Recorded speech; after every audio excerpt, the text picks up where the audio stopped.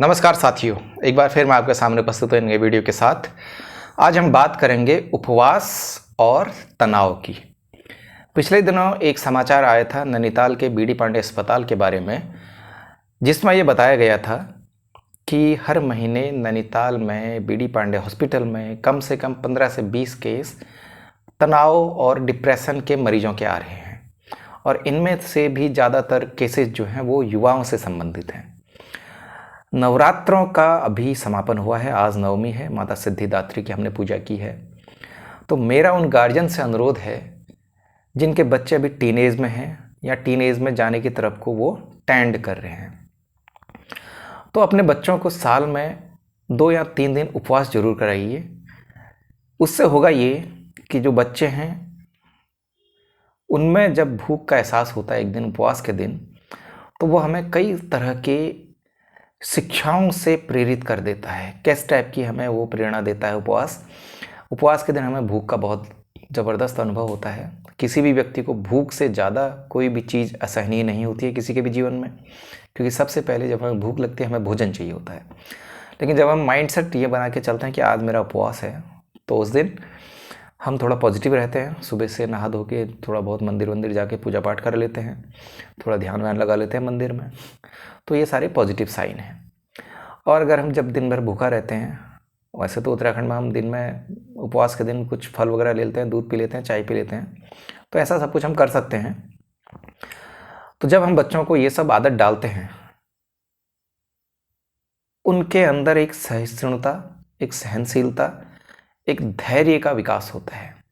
उपवास को मैं एक वैज्ञानिक या एक आध्यात्मिक थेरेपी के तौर पर नहीं कह रहा हूँ, मैं इसे एक व्यवहारिकता की बात के आधार पर आपको कहना चाह रहा हूँ। क्योंकि व्यवहार में ऐसा देखा जाता है, जब हम उपवास रखते हैं तो हमें बड़ी सुखद अनुभूति होती है और हमें भूख का एहसास होता है। तो साथियों, अगर आपको ये मेरी बात अच्छी लगती है तो एक बार अपने बच्चों पर इस प्रयोग को करके देखें। क्योंकि जब हम बच्चे थे तो हम साल में 3, 4 या 4 बार उपवास रखते थे, जिसमें जन्माष्टमी है, शिवरात्रि है और फिर अष्टमी, नवमी, नवरात्रों की 2 दिन, इस टाइप से हम उपवास रखते थे। तो उस नवरात्रों के दौरान, उस उपवास के दौरान जो हमें भूख का एहसास होता था ना, वो शाम तक आते आते जब हम भोजन करते थे, क्योंकि हम उत्तराखंड में शाम को तो भोजन करते हैं उपवास के दिन, उसकी जो अनुभूति थी वो मुझे आज भी नहीं भूलती है।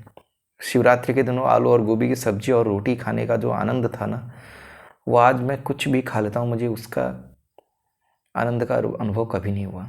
या जन्माष्टमी के दिन जो रात को तुरई की सब्जी और रोटी बनती थी, वो एहसास मुझे आज तक कभी नहीं हुआ उतने उस स्वाद का।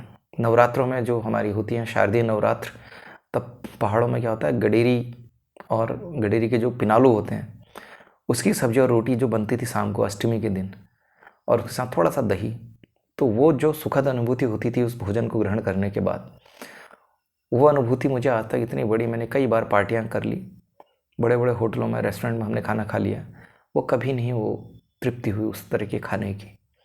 तो साथियों, जब हम उपवास करते हैं, हमारा मन, हृदय, मस्तिष्क थोड़ा सा शुद्धिकरण उसका हो जाता है। मैं इसको फिर कहना चाह रहा हूँ आपसे, कोई वैज्ञानिक या आध्यात्मिक पक्ष की बात नहीं कर रहा हूँ मैं ये व्यवहारिकता की बात कर रहा हूँ। तो ये एक थेरेपी के तौर पर आप लेके देखिए, एक बार अपने बच्चों के साथ इसका प्रयोग कीजिए, और निश्चित रूप से इसके सार्थक परिणाम आपके जीवन में देखने को मिलेंगे। आज के लिए इतना ही, बस। धन्यवाद मित्रों।